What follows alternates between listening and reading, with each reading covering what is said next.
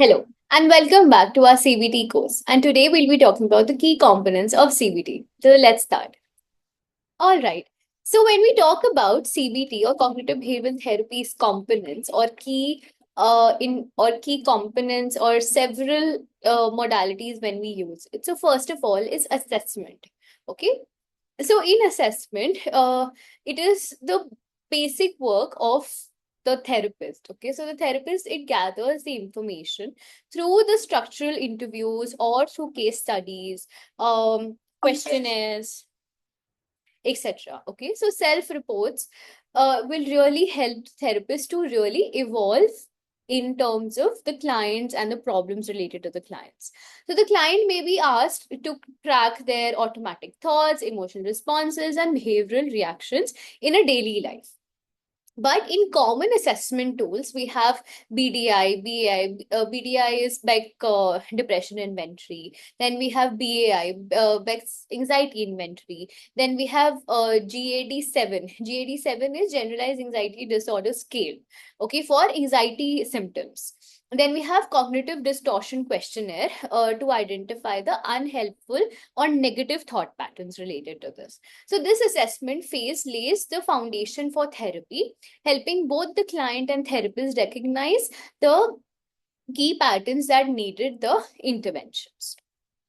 Then we talk about the goal setting. Okay, very, very important.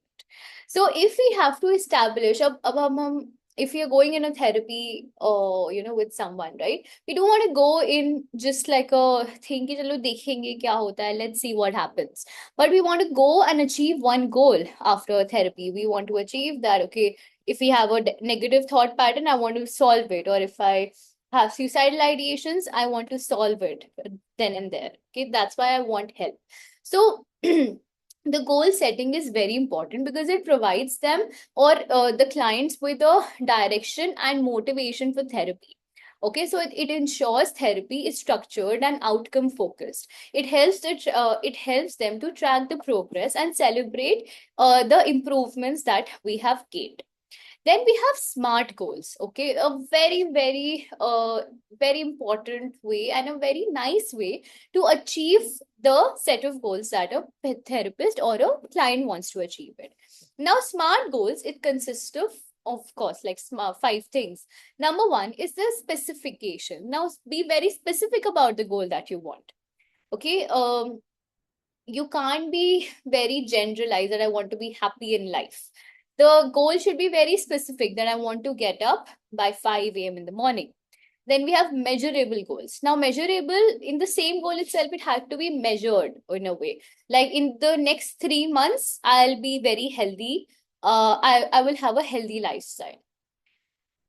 Achievable because 3 months is something that is still achievable, but people will say like in 10 days I want to lose this, or 10 days 10 kgs. These, so the goal should be very, very realistic and achievable. So R for realistic or relevant, and then T is for time bound. That is for the 3 months or something like that. Okay, so SMART goals is a very good format, not only in CBT, but almost all kinds of modalities and therapies in psychology. So goals are collaboratively developed to align with the client's needs. Okay. Now, then we have cognitive restructuring. Okay. Now, cognitive restructuring may we challenge the negative thought and convert it or replace it with a positive or a relevant rational thinking. Now, a client recognize the cognitive distortion. Then they challenge these thoughts by asking the rational questions and then replace the negative thought pattern with a balanced, evidence-based thoughts. Now, for example, the automatic thought is that I'm a complete failure. I will never succeed in my life. The cognitive distortion is that they have overgeneralized this, okay, because they believe ki I will be a failure. It has gone to another extreme of the parameter. Then we have challenging the thought. Now, challenging is that one test score, it doesn't define how intelligent or how good you are in life or how will you achieve something like that. So the new thought will be, ki, okay, I've struggled with this one, but that doesn't mean that I am a failure in life. That I will never ever succeed in my life also. Okay. So in the fourth part, we have the behavioral intervention. Okay. Now, behavioral intervention may we have different kinds of thoughts. Okay. Now we have different kinds of techniques to improve and modify the maladaptive behavior. Okay. So number one is exposure therapy. Now, in exposure therapy, there is gradual exposure to the feared situation. Okay, now, if someone with social anxiety, if they come up with you, okay, so we have to practice the small practices of speaking in small groups before the larger ones. Okay, so that will also happen over a period of time. Once they will speak in front of the mirror, then they will speak in front of you, then small gatherings, and then the final team meeting.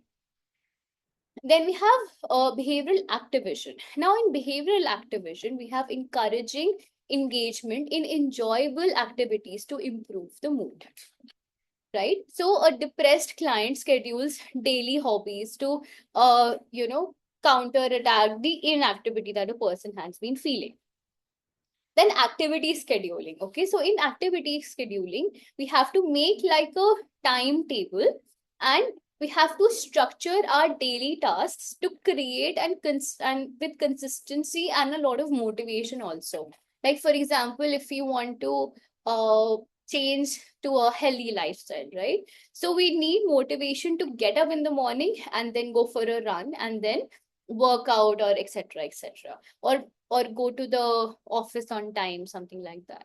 So the client who's struggling with procrastination, they will set like deadlines. And with each deadline, they will have a positive reinforcement as well. Now, if they in the first week itself, if they have achieved that they have gotten up in the morning, they have got up in the morning at 7 a.m. So at the end of the week or on a Sunday, they can sleep a little late also.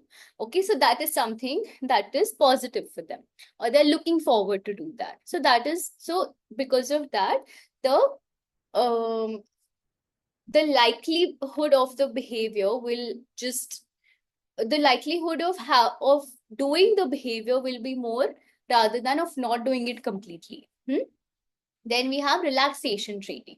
In relaxation training, we have to teach the client deep breathing, muscle relaxation, and mindfulness kind of techniques. So if we have panic disorders, with breathing exercises, the client can manage the anxiety attacks and the panic attacks that they have been facing. Okay, so then we have to give a lot of homework and skills outside the therapy as well. Okay, so the purpose of homework in CBTs, that is to learn and reinforce the progress that a person has been uh they have been doing and practicing since the past 2 months, 6 months, or something like that. They will help bridge the gap between the therapy and the daily life, and builds the self efficacy by encouraging the person to actively participate in any kind of a change or any kind of uh, pattern pattern change if they have. So homework की भी बहुत सारे हमारे types हो सकते हैं. अब homework के हमारे टाइप्स हो सकते हैं कि वो थॉट रिकॉर्ड भी हो सकता है. Now thought record can be कि you have to track the negative thought. We have to challenge them with an evidence. Now we have taught you how to challenge the negative thought pattern also. Okay. With a behavioral experiment, the test new behaviors to see if they reduce the any kind of a distress. Then graded exposure tasks, they face fears in smaller and manageable steps. Okay, now for example, as I said, the person has been facing social anxiety. Okay, and in front of the mirror they will be like, okay, they have graded that step of exposure therapy.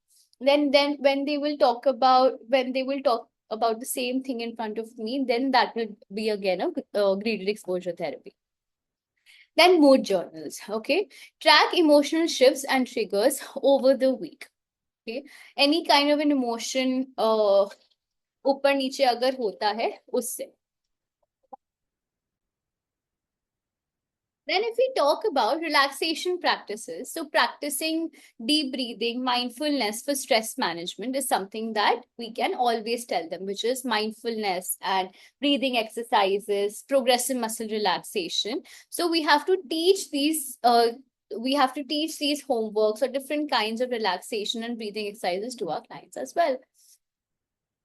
All right. So if you all really liked it, if you really like the video, so thank you so much. And please, if you have any doubts or confusions, please go to the LMS on the community section. And if you have any doubts, you can always write it over there itself. Thank you so much. Bye.